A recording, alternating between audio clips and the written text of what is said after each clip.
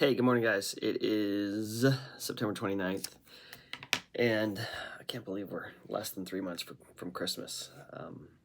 Crazy how fast the year's gone. Anyway, Chambers is in 1 Corinthians 9:16.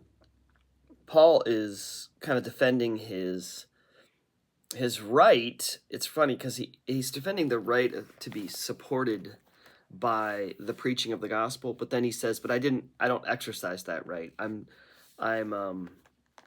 doing it without compensation, without being supported because," and then verse 16 really kind of goes into it because he's compelled.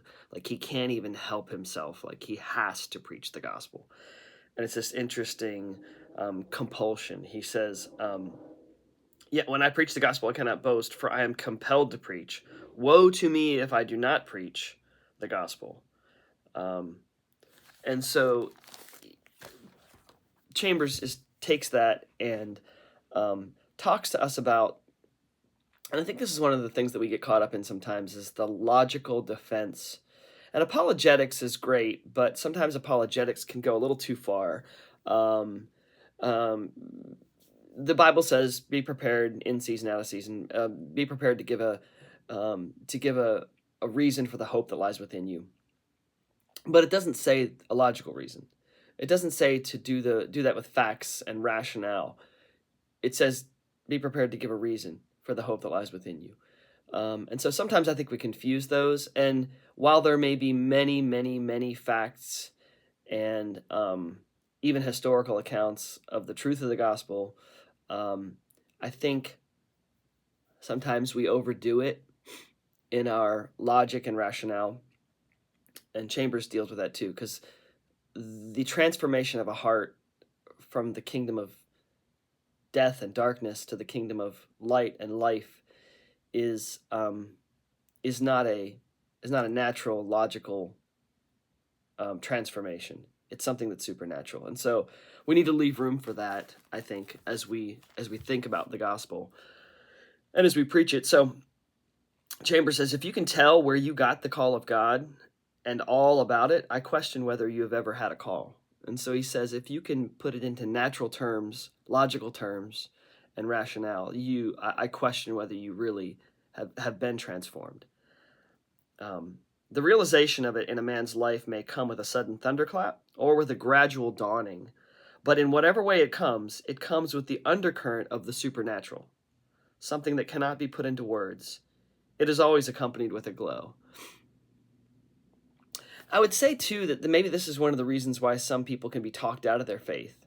You think about the great kind of turning away that happens with many young people when they go off to college. If you can be talked out of your faith, then you were probably talked into it. And I think that's a real danger we have when we preach the gospel. We try to talk people into salvation logically, instead of allowing the supernatural transformation to happen. And yeah, I'll leave that there. At the end here, Chambers says, "If a man or woman is called of God, it does not matter how untoward circumstances are." Untoward, that's not a word we use very often anymore, but out of the ordinary, or not ideal, or even nice. Every force that has been at work will tell for God's purpose in the end. If you agree with God's purpose, He will bring not only your conscious life, but all the deeper regions of your life which you cannot get at into harmony. And so, again, I think what Chambers is getting at is this idea that God will accomplish His purposes. The Bible is very clear about that. He will accomplish His purposes. And so if His purpose is to save and sanctify you, it will happen. Sometimes we just need to get our heads out of the way. And I don't think there's a term in fiction. When you read a work of fiction, it's called the suspension of disbelief. The suspension of disbelief is when an author can get you to follow along with the plot, even if it's unbelievable, and you're suspending what you would normally not believe. and you are allowing the author to show you something that is unbelievable, and you kind of go along with it. There's something to be said for this. I don't think it's the suspension of disbelief, but I think it's the suspension of,